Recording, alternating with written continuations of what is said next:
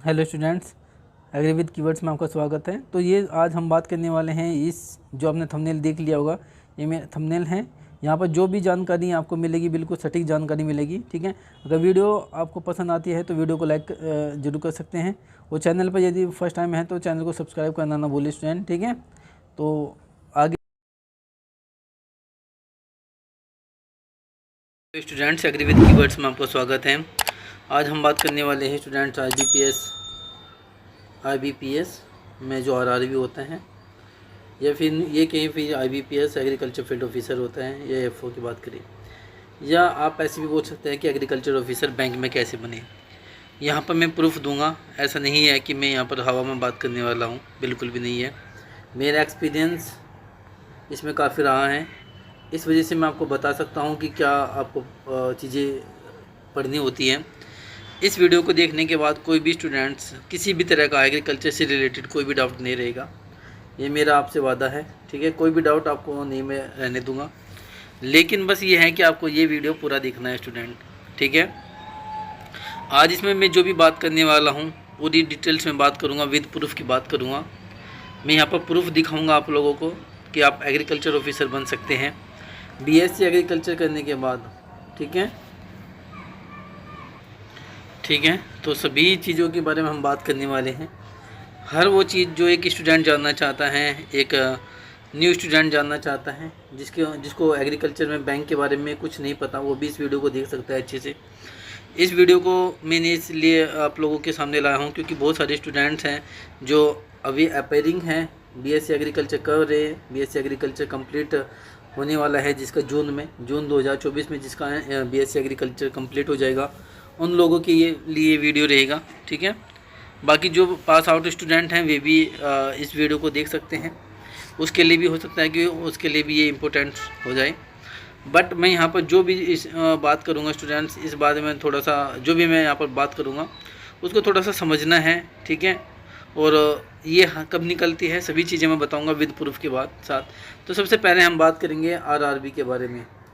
RRB के बारे में बात क्यों करना चाहता हूँ, क्योंकि अभी अगले महीने इसका नोटिफिकेशन आउट होने वाला है, ठीक है। नेक्स्ट मंथ जून के अंदर, जून में इसका नोटिफिकेशन आउट होता है, इसलिए मैं इसके बारे में पहले बात करूँगा। और BSc एग्रीकल्चर के लिए सबसे देखो, आपके पास BSc एग्रीकल्चर होना चाहिए। आप किस में कि कौन से बैंक में आप जॉब कर सकते हो वो भी मैं डिटेल्स में बात करूँगा। तो यहाँ पर अगर आप देखेंगे ये पोस्ट है, और इस पोस्ट में सब नंबर 1 पोस्ट पर लिखा है IT officer scale 1, agriculture field officer scale 1, Rajya Sabha अधिकारी स्केल 1, law officer scale 1, HR personnel officer scale 1 और मार्केटिंग ऑफिसर स्केल 1, ओके। ये जो PDF है ये किसका है, IBPS का है। IBPS स्पेशलिस्ट ऑफिसर का है, SOG से आप कहते हैं, स्पेशलिस्ट ऑफिसर की बात कर रहे हैं, ठीक है। तो यहाँ पर आप कुछ लोग इसको एग्रीकल्चर ऑफिसर कहते हैं, AO कहते हैं, कुछ लोग इसको AFO कहते हैं, कुछ लोग इसको स्केल 1 एग्रीकल्चर ऑफिसर कहते हैं, कुछ लोग इसको स्पेशलिस्ट ऑफिसर एग्रीकल्चर के नाम से जानते हैं। बहुत सारे इसके नाम हैं, नाम इसलिए है क्योंकि कुछ भी कोई भी कह देता है, लेकिन इसका नाम स्पेशलिस्ट ऑफिसर है, जिसका नाम है एग्रीकल्चर फील्ड ऑफिसर, ठीक है। एग्रीकल्चर फील्ड ऑफिसर स्केल 1 है ये। अब बात करें इसके बारे में स्टूडेंट्स, ये प्रूफ है, ये इसका नोटिफिकेशन है। अगर किसी को यकीन नहीं है तो ये एक वेबसाइट लिखा हुआ है, मैं वेबसाइट आपको बता देता हूँ। इस वेबसाइट पर आप जाइए और यहाँ से नोटिफिकेशन डाउनलोड कर लीजिए। ये बिल्कुल न्यू नोटिफिकेशन है, ठीक है। कोई ऐसी बात नहीं है कि हम आपको थोड़ा सा गलत इन्फॉर्मेशन दे रहे हैं, बिल्कुल ऐसा कुछ नहीं है। ये एक्सपीरियंस है हमारा, हम आपको शेयर कर रहे हैं आप लोगों के प्रति, ठीक है। ये तो मैंने बताया पोस्ट के बारे में, इसमें एग्रीकल्चर ऑफिसर है या नहीं है, आप देख ले, नंबर 2 पर एग्रीकल्चर ऑफिसर है। चलो बात हो गई यहाँ पर ख़त्म। चलो, बहुत सारे स्टूडेंट को डाउट रहता है कि सर कौन से बैंक होते हैं IBPS पार्टिसिपेट, जो एग्रीकल्चर फील्ड ऑफिसर किन बैंकों में जा सकता है। बैंक ऑफ बड़ौदा में जा सकता है, बैंक ऑफ इंडिया में भी जा सकता है, बैंक ऑफ महाराष्ट्र में जा सकता है, कैनरा बैंक में, central bank of India, Indian bank, Indian overseas bank, Punjab national bank, Punjab and Sindh bank, UCO bank और यूनियन बैंक। इन सभी बैंकों में BSc एग्रीकल्चर स्टूडेंट्स पार्टिसिपेट कर सकते हैं, और BSc एग्रीकल्चर करने के बाद यहाँ पर एग्रीकल्चर स्पेशलिस्ट ऑफिसर बन सकते हैं। एक ही वीडियो में मैं सभी बैंक के बारे में बात क्यों करना चाहता हूँ, क्योंकि स्टूडेंट्स एक वीडियो देखे और उसको पूरी जानकारी मिल जाए, ऐसा मैं चाहता हूँ, ठीक है। तो ये सब आप देख सकते हैं। कब से स्टार्ट होता है ये अगस्त में आता है लगभग, अगस्त में आएगा, ठीक है, हर साल आता है। अभी ये आया नहीं है, अभी जो आने वाला है वो आरआरबी है, इसके नेक्स्ट इसके बारे में बात करूँगा। सबसे पहले मैं अभी IBPS AFO के बारे में बात कर रहा हूँ। इसके बारे में सभी आप जानते होंगे। एलिजिबिलिटी की बात करें तो क्या सर एज रिलैक्सेशन भी है क्या? बिल्कुल हाँ, एज रिलैक्सेशन भी होता है। शेड्यूल कास्ट के लिए 5 साल का एज रिलैक्सेशन होता है। OBC के लिए 3 साल का एज रिलैक्सेशन होता है। Personal with the benchmark disability रखता है, कोई किसी भी तरह का विकलांगता है तो वो 10 साल का एक्सपीरियंस उसको इसमें एज का रिलैक्सेशन यानी कि छूट मिलती है। एक्स सर्विसमैन है तो उसे 5 साल का एज का रिलैक्सेशन भी मिलता है। एज रिलैक्सेशन वाले जो स्टूडेंट हैं वो यहाँ पर आप देख सकते हो, ठीक है। अफेक्टेड बाय 1984 में अगर कोई स्टूडेंट है, ऐसा आदमी है यानी कि जो दंगों में अफेक्टेड है तो उसे 5 साल का एज रिलैक्सेशन देते हैं। बहुत सारे लोग क्या करते हैं, हवा में उड़ाते हैं इसको नोटिफिकेशन को कि ये पढ़ लो, यानी कि इसमें ये चीज़ें होती हैं। ऐसा नहीं होता है, प्रूफ के साथ दीजिए आप। ये सब चीज़ें हैं, प्रूफ मैंने आपको सामने रख दिया है। इसको अच्छे से पढ़ेंगे तो आपको सभी चीज़ें यहाँ पर मिल जाएगी। उसके बाद में स्टूडेंट्स इसके थोड़ा सा आगे चलता हूँ। ये क्या है, ये यहाँ पर एजुकेशन क्वालिफ़िकेशन है।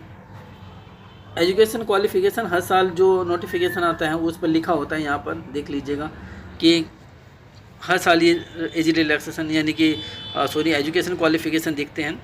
एग्रीकल्चर फील्ड ऑफिसर हैं, नंबर 2 पर लिखा भी है। 4 साल मिनिमम 20 साल और मैक्सिमम 30 साल की उम्र होनी चाहिए।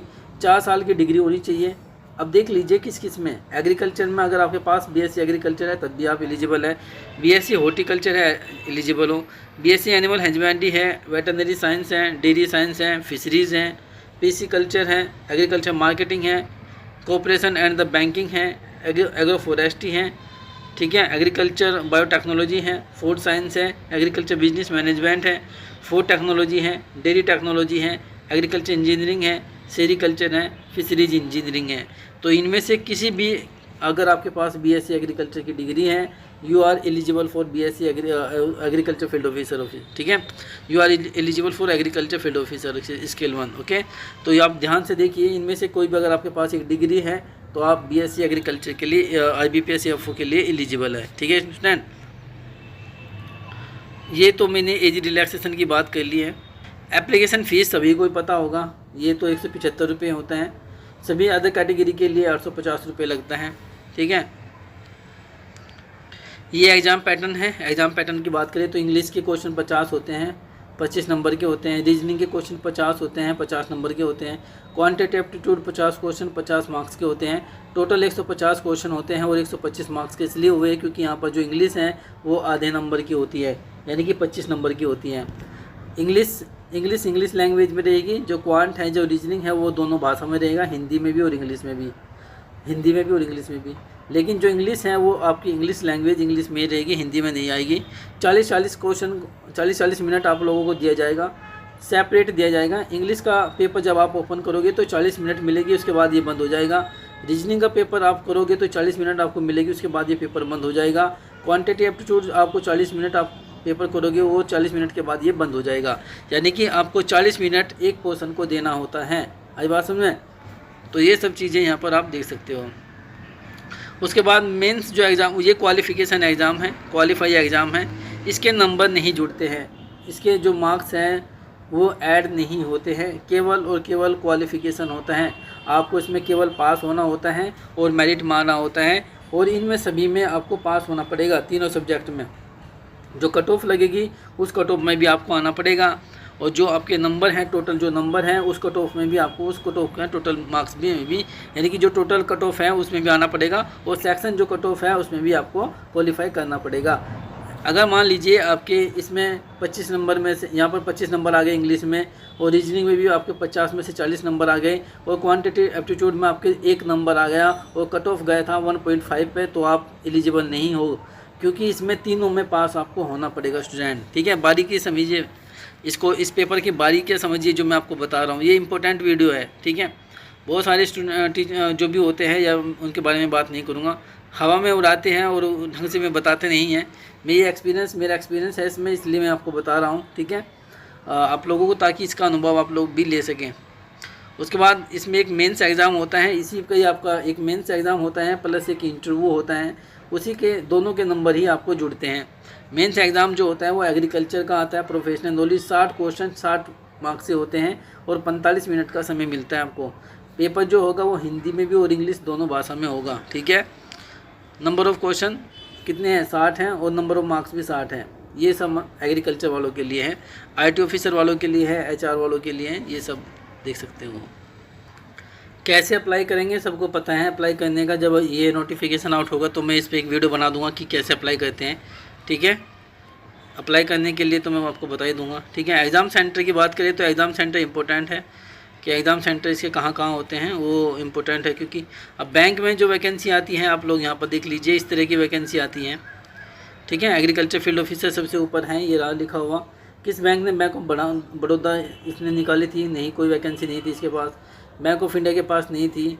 तो ये NR का मतलब होता है नॉट रिपोर्टेड, नॉट रिपोर्टेड होता है कि अभी हमारे पास नहीं है, हम या न तो हाँ कहेंगे ना कहेंगे, NR लिख देंगे। NR का मतलब होता है नॉट रिपोर्टेड, कि हम अभी रिपोर्ट नहीं करेंगे, बाद में रिपोर्ट करेंगे जब हमारे पास वैकेंसी होगी या नहीं होगी। तो ये सब चीज़ें स्टूडेंट वैकेंसी पे भी मैंने आपको बताया है, इस तरह आपकी वैकेंसी रिलीज होती हैं। ये सब एग्जामिनेशन सेंटर हैं जो मोस्ट इम्पोर्टेंट है। बहुत सारे लोग हैं जो दूर दूर रहते हैं, वो इनमें से कहीं से भी आप अप्लाई कर सकते हैं, आप यहाँ पर कहीं से भी अप्लाई कर सकते हैं। इसमें main examination centre, primary examination centre और मेन एग्जामिनेशन सेंटर दोनों आप देख सकते हैं कि आपका प्री कहाँ होगा, मेंस कहाँ होगा, ठीक है। अगर आप गुजरात से हो तो गुजरात में, या आप गोवा से हो तो पणजी में ही होता है प्री भी और मेंस भी। तो आप इनमें से किसी में भी आप देख सकते हो। स्टूडेंट बहुत 46 जो हैं, 46 आपका स्टेट है, उनके अंदर आप उत्तर प्रदेश है, त्रिपुरा, तेलंगाना, तो यहाँ पर अलग अलग सेंटर दिए हुए हैं, आप यहाँ पर देख सकते हो, ठीक है। ये 46 स्टेट कोड हैं, स्टेट कोड है ये, ठीक है, ठीक है। तो ये सब डिटेल्स मैंने आपको बता दिए हैं। बाकी कुछ जब भी इसका नोटिफिकेशन आउट होगा IBPS एग्रीकल्चर फील्ड ऑफिसर का, तब मैं आपको बता दूंगा, ठीक है। ये तो था IBPS AFO के बारे में, एग्रीकल्चर फील्ड ऑफिसर के वैकेंसी के बारे में मैंने डिटेल्स में बात की है, क्या आपको क्या चाहिए, क्या एलिजिबिलिटी होनी चाहिए, सिलेबस क्या होता है, वो सिलेबस भी मैंने आपको बताया है, ठीक है। एग्ज़ाम पैटर्न भी मैंने आपको बता दिया। अगर आप ये चाहते हो कि टॉपिक क्या है, सब मुझे टॉपिक बताइए, तो टॉपिक अगर आप मुझे कमेंट बॉक्स में कहेंगे तो मैं टॉपिक पे भी एक वीडियो ला दूंगा। मुझे टॉपिक भी मैं आपको अच्छे से बता सकता हूँ कि आपको कौन से टॉपिक इसमें पढ़ने हैं, मैथ में क्या पढ़ना है, क्वांटम में कौन से टॉपिक पढ़ने हैं, जैसे क्वाड्रेटिक इक्वेशन वगैरह होता है, नंबर सीरीज होता है, अप्रोक्सीमेशन होता है, डाटा इंटरप्रिटेशन होता है। इसी तरह आपका जो रीजनिंग होता है उसके अंदर पजल आप पढ़ लीजिए, पजल का ज़्यादा एवरेज होता है, पजल आप पढ़ लीजिएगा। स्लोलिज्म आते हैं वे पढ़ लीजिए। इनपुट आउटपुट मशीन वगैरह होती है वो आप पढ़ लीजिए।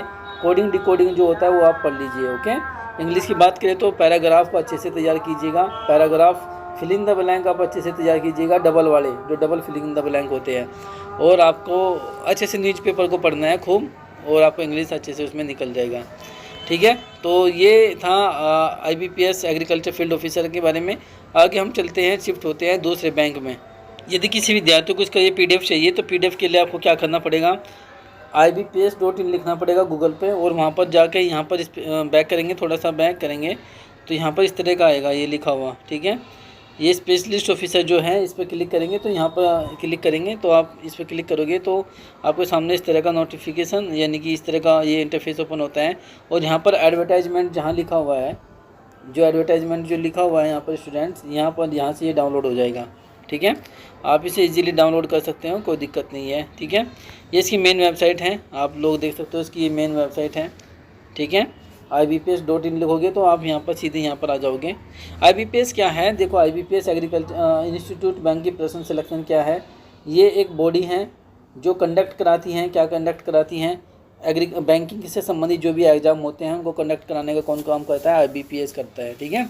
जैसे बहुत सारे बैंक होते हैं, अभी मैंने बहुत सारे बैंकों को आपको दिखाया, वे सारे के सारे बैंक कहाँ पर जाते हैं, IBPS के पास जाते हैं और बोलते हैं कि भाई आप लोग ये सभी वैकेंसी फिल कराइए, ठीक है। हम आपको एक टेंडर देते हैं कि आप इसको फिल कराना है, बस इंटरव्यू भी कराना है, रिटर्न भी कराना है, PD भी कराना है, मेंस भी कराना है और इंटरव्यू। फाइनल सिलेक्शन के बाद इस कैंडिडेट को हम देख लेंगे, जब भी ये हमारे जो भी रैंक आएगी या जो भी इसके मार्क्स होंगे उसके आधार पर इसको हम देख लेंगे, हम ट्रेनिंग कराएंगे, ठीक है। ये काम IBPS का होता है। उसके बाद आज हम बात करेंगे, फिर उसके बाद हैं ये आरआरबी के लिए। आरआरबी पर क्लिक करेंगे, आप देख सकते हो क्षेत्रीय ग्रामीण बैंक। ठीक है, आप लोग इसे हिंदी में देखना चाहते हो तो हिंदी में भी देख सकते हो, ये लिखा है CRP क्षेत्रीय ग्रामीण बैंक। ओके, इसे मैं इंग्लिश में कर देता हूँ, मुझे थोड़ा सा अनकम्फर्टेबल है। ठीक है, तो इस पर क्लिक करेंगे।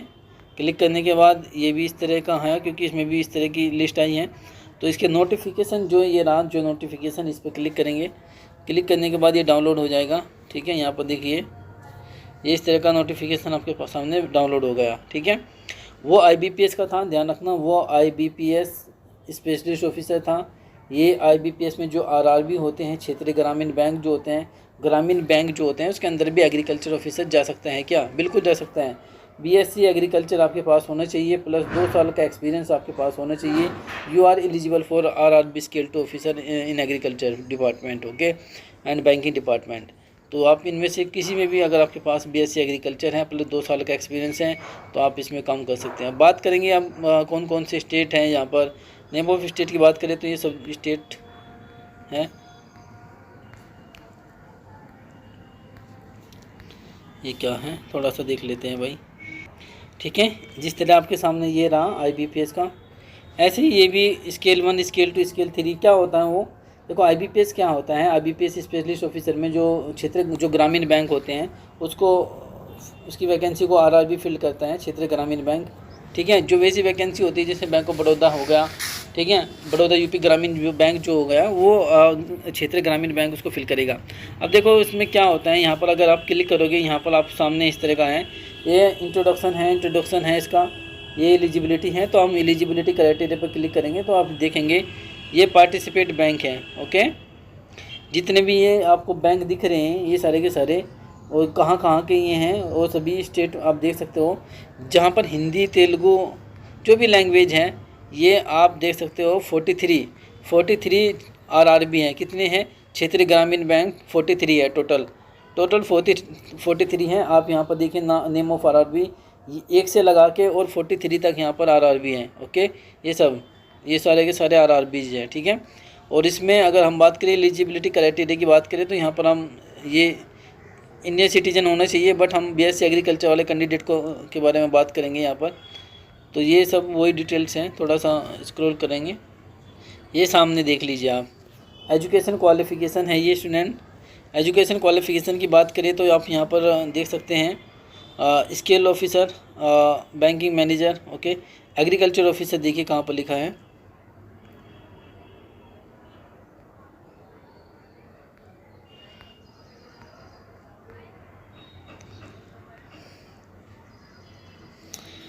देखो स्केल 2 जो जनरल बैंकिंग ऑफिसर मैनेजर होता है, अगर आपके पास बैचलर डिग्री है, इनमें से अगर आपके पास हॉर्टिकल्चर है, फॉरेस्ट्री, एनिमल हस्बेंड्री है, एग्रीकल्चर है, आप इस पोस्ट के लिए एलिजिबल हो। 2 साल का आपके पास एक्सपीरियंस होना चाहिए, ऑफिसर होने चाहिए आप किसी बैंकिंग फाइनेंशियल इंस्टीट्यूशन में। किसी बैंकिंग फाइनेंशियल इंस्टीट्यूशन में अगर आप ऑफिसर हो, आपके पास 2 साल का एक्सपीरियंस है, तब आप इस फार्म को यहाँ से इस पोस्ट को भर सकते हो। ठीक है, उसके बाद BSc एग्रीकल्चर में यहाँ देख लेंगे एग्रीकल्चर ऑफिसर, ये लिखा हुआ है एग्रीकल्चर ऑफिसर, यहाँ पर दिखा है एग्रीकल्चर ऑफिसर। 2 साल का एक्सपीरियंस होना चाहिए इन रिलीवेंट टू फील्ड। वो सारे स्टूडेंट हैं, कल भी मेरे पास एक कॉल आया था, तो वो एक्सपीरियंस को लेकर काफ़ी डाउट होते हैं स्टूडेंट। एक्सपीरियंस की बात करूँ तो मैं एक्सपीरियंस BSc एग्रीकल्चर होना चाहिए आपके पास, प्लस 2 साल का एक्सपीरियंस होना चाहिए। अब एक्सपीरियंस किस में होना चाहिए? आपने अगर एग्रीकल्चर आत्मा में काम किया है, आत्मा का नाम सुना आपने NGO में काम किया है, एग्रीकल्चर का जो NGO होता है उसमें काम किया है, आपने सीड कंपनी में अगर 2 साल का काम किया है, आप एलिजिबल हो। आपने नर्सरी डेवलप मैनेजमेंट में आपने 2 साल काम किया है, आप एलिजिबल हो। आपने आपने फर्टिलाइज़र कंपनी में काम किया है 2 साल तक, आपने खाद वगैरह बेचा है, तो आप 2 साल तक का आप एलिजिबल हो। आपने सीड साइंस में काम किया, आप एलिजिबल हो। आप एग्रीकल्चर TA हो, टेक्निकल असिस्टेंट हो, और आपके पास 2 साल का एक्सपीरियंस है, आप एलिजिबल हो। आप IBPS एग्रीकल्चर फील्ड ऑफिसर हो, 2 साल आपने काम किया है, आप एलिजिबल हो, बट आपके पास NOC होना चाहिए। एक्सपीरियंस सर्टिफिकेट के साथ जो गवर्नमेंट जॉब वाले होते हैं उनको क्या चाहिए? NOC, no objection certificate, NOC होना चाहिए आपके पास। क्या होना चाहिए? NOC, नोट ऑब्जेक्शन या नॉन ऑब्जेक्शन ऑफ सर्टिफिकेट, ठीक है। NOC होता है नॉन ऑब्जेक्शन सर्टिफिकेट, कि हमें इस कैंडिडेट से कोई ऑब्जेक्शन नहीं है अगर आपके बैंक में शिफ्ट होता है तो अगर आपने नेशनल सीड कॉर्पोरेशन में काम किया है 2 साल, आप एलिजिबल हो। आपने कोई भी, आप प्राइवेट हो, आप कुछ भी हो, अगर आप टीचर हो, असिस्टेंट प्रोफेसर हो, एग्रीकल्चर डिपार्टमेंट में पढ़ाते हो, 2 साल तक अगर आपने काम किया है, महाराष्ट्र में बहुत ज़्यादा इसको काउंट किया जाता है, उत्तर प्रदेश में भी इसको काउंट किया जाता है। ये मेरा पर्सनल एक्सपीरियंस है, उत्तर प्रदेश में भी इसको काउंट करते हैं और अच्छे नंबर देते हैं। मेरे जो नंबर थे 76 नंबर थे आउट ऑफ 100, 100 में से 76 नंबर मुझको दिया गया था। बट मैं, जबकि मैं एग्रीकल्चर डिपार्टमेंट में एज असिस्टेंट प्रोफेसर हूँ, ठीक है। मैं, बहुत सारे लोग हैं कि टीचिंग का एक्सपीरियंस काउंट नहीं करते हैं, ऐसे बात नहीं है, ये गलत बताते हैं। टीचिंग का एक्सपीरियंस काउंट होता है स्टूडेंट। अगर आप असिस्टेंट प्रोफेसर हो और अपने आप को वहाँ पर आप दिखाते हो कि मैं बैंकिंग के लिए आया हूँ, अगर आप ये दिखाओगे कि मैं टीचर के लिए आया हूँ, तो आपको वे कंसीडर नहीं करेंगे। आपको बैंकिंग बोलना पड़ेगा, सर मुझे बैंकिंग में इंटरेस्ट है, मैं आगे इसलिए नहीं पढ़ा कि मुझे बैंकिंग में इंटरेस्ट है, बैंकिंग में मुझे जाना है। तो आप इस चीज़ को आपको वहाँ पर बोलना पड़ेगा, आपको बताना पड़ेगा कि सर मैं यहाँ पर बैंक के लिए आया हूँ, ठीक है।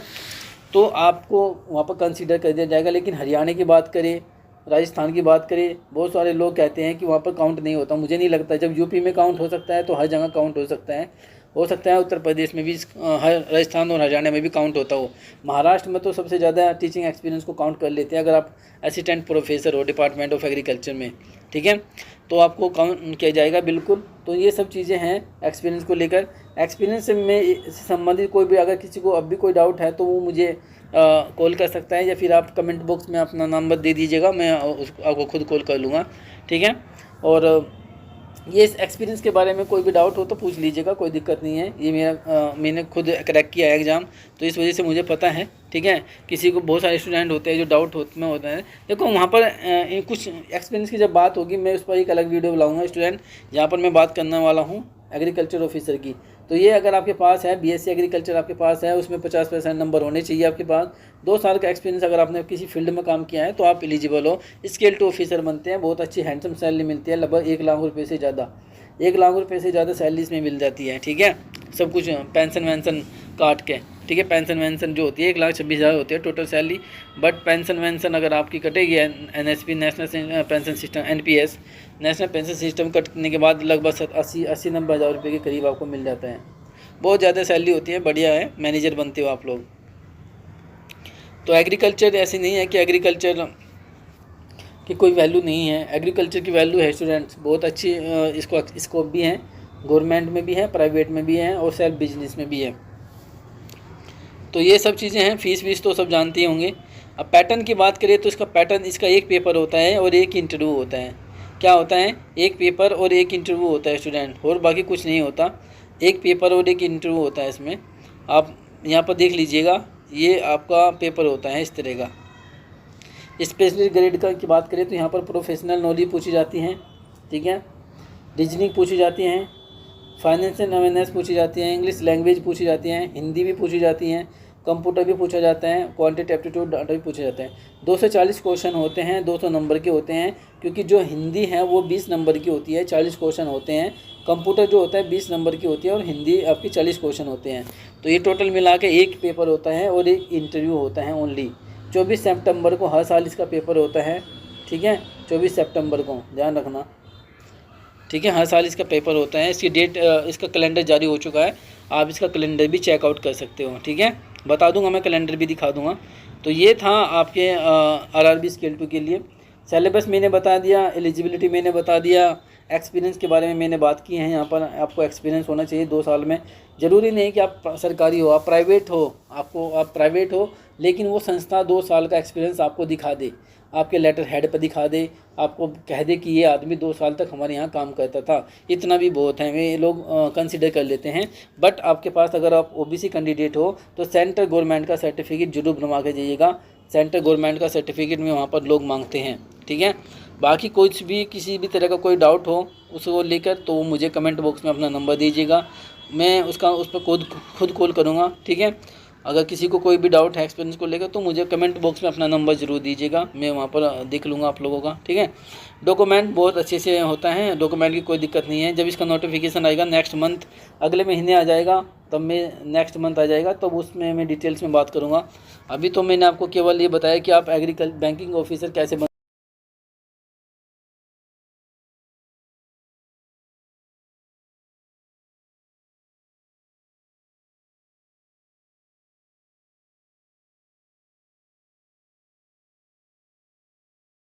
के बाद है स्टूडेंट्स तीसरा जो बैंक है, पहले की बात मैंने की IBPS एग्रीकल्चर फील्ड ऑफिसर, दूसरे में मैंने बात किया RRB स्केल 2 ऑफिसर। उसके बाद अब तीसरी नंबर जो है वो है बैंक ऑफ महाराष्ट्र। जो बैंक ऑफ महाराष्ट्र है ये भी एग्रीकल्चर की रिक्रूटमेंट निकालता है। यहाँ पर भी नोटिफिकेशन ज़रूर निकाला जाता है। रिक्वायरमेंट नोटिफिकेशन है बैंक ऑफ महाराष्ट्र में एग्रीकल्चर ऑफिसर की। पहले एक डाउट का मैं आपको क्लियर कर देता हूँ। जो बैंक ऑफ महाराष्ट्र है या BOB जिसे आप बोलते हैं, BOM जिसे आप कहते हैं, बैंक ऑफ महाराष्ट्र BOM, क्या ये सब कोई भी स्टेट का भर सकता है? बिल्कुल भर सकता है। ज़रूरी नहीं कि ये महाराष्ट्र इसका नाम है तो आप महाराष्ट्र में जाओगे जॉब करने के लिए, नहीं। बैंक ऑफ महाराष्ट्र जो है ये भी गवर्नमेंट एक बैंक है और ये क्या करता है, ये अलग से वैकेंसी निकालता है। अलग से वैकेंसी मतलब ये अलग वैकेंसी निकालता है, ये IBPS में इंक्लूड नहीं होता, IBPS RRB में इंक्लूड नहीं होता। ये अलग से वैकेंसी निकालता है कि भाई बैंक एग्रीकल्चर फील्ड ऑफिसर को हम अलग से लेंगे। इसका पैटर्न अलग होता है, एग्ज़ाम कराने का तरीका इसका अलग है। ये IBPS के थ्रू एग्ज़ाम नहीं लेता है, ये बैंक ऑफ महाराष्ट्र खुद एग्ज़ाम लेता है। दूसरा एक डाउट स्टूडेंट को रहता है कि ये हर साल वैकेंसी आती है क्या? नहीं, ये इरेगुलर वैकेंसी है। इरेगुलर का मतलब कभी कभी आती है, जब भी आती हैं तो 100+ वैकेंसी आती हैं, जब भी आती हैं। अभी पीछे 1-2 साल की बात ये देखो, 2021 की बात करें तो इसमें ये वैकेंसी निकाली गई थी। उस समय क्या हुआ था कि जो बैंक ऑफ महाराष्ट्र था वो NPA होने के अकाउंट बहुत ज़्यादा NPA हो गए थे। NPA मतलब होता है नॉन परफॉर्मिंग एसेट, यानी कि जो पैसा नहीं देते हैं, कर्ज वापस नहीं देते हैं, तो इस तरह के अकाउंट जो होते हैं NPA हो जाते हैं 90 दिन के बाद। तो उसने क्या किया कि एग्रीकल्चर ऑफिसर को लिया और उनको 2 साल तक रिकवरी कराया। क्या कराया? रिकवरी कराया। और आज की डेट में अगर हम बात करें 2 साल जब से इसने एग्रीकल्चर फील्ड ऑफिसर को लिया था और आज देखेंगे तो इसका प्रॉफिट की अगर बात करें तो प्रॉफिट इसका लाजवाब है। ठीक है, बहुत अच्छा इसका प्रॉफिट रहा है क्योंकि इसने क्या किया है, रिकवरी पर काम किया है। अगर आपका कोई दोस्त है तो उसे वही पूछना कि बैंक ऑफ महाराष्ट्र में जब उसको रिक्रूटमेंट किया गया था उसको 2 साल, 1 से 1.5-2 साल तक लगभग रिकवरी ही कराया गया, उसको कोई काम नहीं कराया गया, बैंक का कोई काम नहीं कराया गया। सुबह मॉर्निंग में वो निकालते थे अपनी बस, यानी कि अपनी कार वगैरह निकालते थे और बैंक मैनेजर बैठते थे और 2-4 अधिकारी बैठते थे और एग्रीकल्चर ऑफिसर जो होता था वो बैंक रिकवरी का काम करते थे लोग। तो ये मैं गलत नहीं बता रहा हूँ क्योंकि मेरा फ्रेंड इसमें है इसलिए मैं आपको बता रहा हूँ भाई। ठीक है, यहाँ पर कोई हवा में कोई इन्फॉर्मेशन नहीं दी जाती, किसी से पूछ लेना। उसने लगभग 1.5 से 2 साल रिकवरी किया है क्योंकि रिकवरी करने से क्या हुआ कि बैंक को प्रॉफिट हुआ और आज बैंक जो है NPA घोषित होने से बच गया और आपका जो बैंक है वो होने से बच गया, दिवालिया वगैरह जिसे आप कहते हो, और आज ये प्रॉफिट में है। प्रॉफिट की बात करें तो इसमें सबसे जो अगर हम बात करें बैंक ऑफ महाराष्ट्र एक ऐसा बैंक बन गया है जिसके पास NPA अकाउंट बहुत कम रह गई है। तो ये इसका बेनिफिट इसलिए रहा। तो ये तब जब भी वैकेंसी निकालता है इसी कंडीशन पर वैकेंसी निकालता है। इसका मैंने आपको बता दिया कि ये हर साल वैकेंसी नहीं निकालता है। जब भी इसको प्रॉब्लम होगी, जब भी इसको फाइनेंशियल प्रॉब्लम होगी, जब इसको मैन पावर की आवश्यकता पड़ेगी या ह्यूमन पावर की आवश्यकता पड़ेगी तब जाके ये वैकेंसी निकालता है, ऐसे वैकेंसी ये नहीं निकालता है। ठीक है, बहुत कभी कभी 2 साल में 3 साल में इसकी वैकेंसी आती है, रेगुलर वैकेंसी इसकी नहीं आती है, इस बात का ध्यान रखना है। बट इसकी वैकेंसी आने वाली है। क्यों? 2021-22 में वैकेंसी आई थी तो हो सकता है कि 23-24 चल रहा है जहाँ तो वैकेंसी देखने को मिल जाए। कितनी थी, क्या था, ये सब इसने इस तरह की वैकेंसी निकाली थी, ये सब डिटेल्स आप देख सकते हो। इसमें एग्रीकल्चर ऑफिसर था, स्केल 1 ऑफिसर था और टोटल वैकेंसी 100 वैकेंसी थी। 100 वैकेंसी पूरी 100 वैकेंसी इसने निकाली गई थी। नोटिफिकेशन आप देख सकते हो स्टूडेंट। नंबर ऑफ पोस्ट थी 100 थे। आपके पास 4 साल की डिग्री होनी चाहिए, ये सब चीज़ें होनी चाहिए और आपको 60% मार्क्स होने चाहिए। BSc एग्रीकल्चर में 60% से कम नहीं होने चाहिए अगर आप बैंक ऑफ महाराष्ट्र में अप्लाई करना चाहते हो, एग्रीकल्चर फील्ड ऑफिसर बनना चाहते हो। एज की बात करें तो मिनिमम 20 साल है, मैक्सिमम 30 साल उम्र होनी चाहिए आपकी। अच्छा पैसा देती है भाई। ठीक है, 2 साल पीरियड पे ये क्या होता है, प्रोबेशन पीरियड मतलब 2 साल तक इसको आप क्या करेंगे, ये कि आप लोग भाग ना जाए, तो इसलिए आपको क्या करेंगे, प्रोबेशन पीरियड पर रखेंगे कि भाई हम देखेंगे आपका काम, अगर आपका काम अच्छा लगा तो हम आपको परमानेंट कर देंगे, लेकिन 2 साल तक आपको पैसा ऐसे ही मिलता रहेगा जो आपका स्केल है। जो गवर्नमेंट का स्केल है वही पैसा मिलता रहेगा, लेकिन 2 साल तक आपको रखेंगे। अगर 2 साल तक आप अच्छे से काम करते हो तो ठीक है, नहीं तो फिर अगर हमको कुछ प्रॉब्लम दिखी तो आपको हम बाहर कर सकते हैं। ये सब चीज़ें इन्होंने लिखी है। जो फॉर्म फाइल की बात करें तो undertaking the survey of the village, गांव के सर्वे करना था, ये सब मैंने बताया। जो ब्रांच आपको अलॉटेड की जाएगी, ठीक है, उसमें आपको क्या करना है, आपको लीडिंग करना था, ठीक है, potential available of to leading करना था। तो जो भी ब्रांच के आसपास जो भी गांव थे वहाँ पर सर्वे किया जाता था, वहाँ देखा जाता था। ये सब एग्रीकल्चर एक्टिविटी सेक्टर जो भी होते हैं, किसान क्रेडिट कार्ड वगैरह, जो कि किसान क्रेडिट KCC जो होता है, किसान क्रेडिट कार्ड, प्रधानमंत्री फसल बीमा योजना, बहुत सारी जितनी भी एग्रीकल्चर से संबंधित योजनाएं होती हैं, एग्रीकल्चर से संबंधित जो भी फाइनेंशियल या क्रेडिट चीज़ें होती हैं, वो यहाँ पर ये सब लोग अरेंज करते हैं, ठीक है। ये सब आप इसी जो प्रोफाइल पढ़ लेना, कोई दिक्कत नहीं है, अच्छी जॉब है, ठीक है। नंबर ऑफ पोस्ट 10 ये अलग हैं, BS ये अलग पोस्ट है, और इसके बारे में मैंने आपको बता दिया। अब इसका एग्ज़ाम पैटर्न के बारे में बात करेंगे। ये तो क्वालिफिकेशन मैंने बता दिया, कब वैकेंसी निकलती है उसके बारे में बता दिया। स्टूडेंट इतनी आपको इन्फॉर्मेशन बहुत कम लोग देंगे, आपको जो मैं बता रहा हूँ ये इन्फॉर्मेशन एक्सपीरियंस मतलब हैं, हमारे दोस्त हैं इसमें, तो इस वजह से हम आपको आप तक पहुँचा रहे हैं। तो अगर आपको वीडियो पसंद आए तो वीडियो को लाइक ज़रूर कीजिएगा। यदि फर्स्ट टाइम चैनल पर आए हैं तो चैनल को सब्सक्राइब जरूर कीजिएगा, ठीक है। चैनल को सब्सक्राइब करना ना भूलें, बेल आइकन को प्रेस कीजिएगा ताकि नोटिफिकेशन आपको मिलती रहे, ठीक है। स्केल की बात करें तो पैसा आपको देख लेना, स्केल 1 में 36,000 से लेकर इतना पैसा मिलता है, ठीक है। ये सब चीज़ें हैं, HRA वगैरह जो भी हैं सब कुछ इसमें मिलता है। 24 महीने का पीरियड था। ये आपको अमाउंट देनी थी इसमें 2 लाख रुपये, ठीक है। 3 साल मिनिमम सर्विस पीरियड 3 साल का। ये बॉन्ड होता है, बॉन्ड का मतलब होता है कि आप लोगों को बॉन्ड भरा जाएगा, पैसा नहीं देना पड़ेगा, लिखित में देना पड़ेगा, एफिडेविट देना पड़ेगा, पैसा नहीं। मैं 2 लाख तक का बॉन्ड ये एफिडेविट दे रहा हूँ, अगर मैं बीच में भागता हूँ तो मैं पैसा दूंगा। कभी कोई ये सोचे कि 2 लाख रुपये असल मेरा बैंक ऑफ महाराष्ट्र में मेरा सिलेक्शन हो गया और मैं 2 लाख रुपये तैयार रखूँ, ऐसा नहीं होगा भाई। 2 लाख रुपये का बॉन्ड भरा जाएगा, ठीक है। बॉन्ड समझते हो, लिखित में होगा इस तरह का। सिलेक्शन प्रोसीजर की बात करें तो आपके पास 60-40 का रेशियो है। 60-40 मतलब आपका रिटर्न जो होगा वो 60 का होगा और आपका जो इंटरव्यू होगा वो 40 नंबर का होगा, ठीक है। तो यहाँ पर जो है एक ही पेपर होता है जिसमें एग्रीकल्चर पूछा जाता है। यहाँ पर देख लीजिए, प्रोफेशनल नॉलेज 50 क्वेश्चन है, एक क्वेश्चन 2 नंबर का था तो 100 मार्क्स के होंगे टोटल। 60 मिनट का आपको समय पीरियड मिलता है। ये ऑब्जेक्टिव टाइप का क्वेश्चन था, ठीक है। एग्रीकल्चर पूछा गया, इसमें सब कुछ एग्रीकल्चर ही पूछा जाता है, मैथ रीजनिंग वगैरह नहीं आता है। कोई स्टूडेंट ये कहता है कि सर BSc एग्रीकल्चर पे वैकेंसी बताइए जिसमें मैथ रीजनिंग वगैरह नहीं आता है और वो बैंक की वैकेंसी हो, बैंक की नौकरी हो, तो केवल बैंक ऑफ महाराष्ट्र एक ऐसी वैकेंसी है जो BSc एग्रीकल्चर वाले कैंडिडेट को एग्रीकल्चर की नॉलेज पे नौकरी देती है, केवल एग्रीकल्चर। आपके सामने मैं प्रूफ दिखा रहा हूँ, देख लीजिएगा। 50 क्वेश्चन हैं, 100 नंबर के हैं और इंटरव्यू आपका 40 नंबर का है, ठीक है। ये सब आप सेंटर देख सकते हो, ये एग्जामिनेशन सेंटर वगैरह सब हैं। जब भी आएगी वैकेंसी आप लोगों के इसका नोटिफिकेशन मैं ज़रूर आप लोगों को प्रोवाइड कराऊंगा। फ़ीस की बात करें, फ़ीस थोड़ी सी हार्ड है, फ़ीस थोड़ी सी डिफ़िकल्ट है। 1000 रुपये लगते हैं OBC जनरल कैंडिडेट को। SC/ST के लिए 100 रुपये है और 118 रुपये चार्ज होते हैं। PWD के लिए और जो वुमेन कैंडिडेट हैं उनके लिए छूट है, उनको कोई फ़ीस नहीं देनी है, महिलाओं के लिए कोई फ़ीस नहीं है। तो ये सब चीज़ें हैं। कब आया था नोटिफिकेशन, इस तारीख को आया था नोटिफिकेशन। ये सब चीज़ें स्टूडेंट आप देख सकते हो, बहुत ही अच्छी हैं, वैकेंसी अच्छी हैं। तो ये मैंने 3 बैंक के बारे में बात किया है। चौथा बैंक की अगर मैं बात करूँ तो वो है NABARD, national bank for agriculture and rural development, NABARD. ये तो आप सब जानते होंगे नाबार्ड के बारे में।